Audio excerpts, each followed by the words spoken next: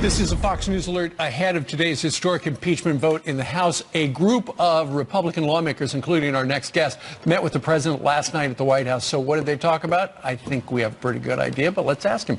Republican Congressman and Judiciary Committee member John Ratcliffe was there. He joins us right now from D.C. John, good morning to you. Good morning, Steve. How are you? So without, tipping your whole hand, what did the president say last night? Well, I don't talk about what I talk to the president generally about. Well, generally, as you might expect, as this unfortunately proceeds to the Senate, there has to be a lot of discussion about strategy over in a trial in the Senate, and I think he wanted to talk to a lot of people that have been involved in this impeachment inquiry from the beginning. So I was one of them, and happy to give my thoughts on strategy going forward. Yeah. What's interesting is today on the House floor, we're going to hear a bunch of Democrats saying the evidence is absolutely clear the president broke all these rules. But then what happens in the Senate? Then what happens in the Senate, as everyone's hearing, is they need more evidence and testimony. You're right, Steve. One after another today, Democrats are going to get up and say the facts are undisputed.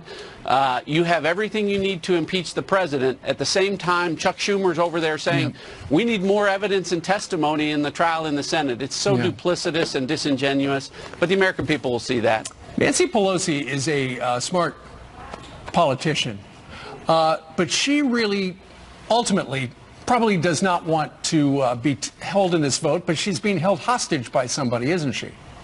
Absolutely. All of the Democrats right now are being held hostage by this deranged socialist mob that has been obsessed with getting rid of Donald Trump for the last 3 years. And unfortunately, the American people are paying a price for it because that's what's motivating her decisions here to move forward with something that she said wouldn't move forward unless it was bipartisan, overwhelming, and clear. And it's none of those things. It looks, I was talking to a member of Congress yesterday on your side. He says it's awfully suspicious that in the same vote sequence, not only do you do the articles of impeachment, saying this is the world's worst president, but at the same time, USMCA, which has been sitting on her desk for a year, is going to get passed, and it sure looks like she probably used that as a sweetener to get some red state Democrats to get on board. She did. I know from discussions I've had with some Democratic colleagues, she had to do that. Look, their numbers are tanking. The president's doing well, and these moderate Democrats in these swing districts are terrified. And so she had to put USMCA on the floor now to secure their support for this fake impeachment. How many Democrats do you think will ultimately defect? Fewer than I originally thought. I was hoping there'd be a little bit more courage over there than it looks like there's going to be. But they're all scared of this this socialist mob.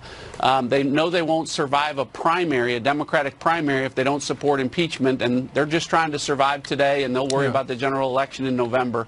But the American people will have the opportunity to impeach all of them come next November. Well, that's one way of thinking of it. John, I was talking to a lady, stopped me at the grocery store yesterday, and she said, hey, so the president is going to be removed tomorrow by the House? And I said, no, that's not exactly how it works. They're going to say he should be removed, and then it moves to a trial. What's your message to people who are confused about what they're seeing?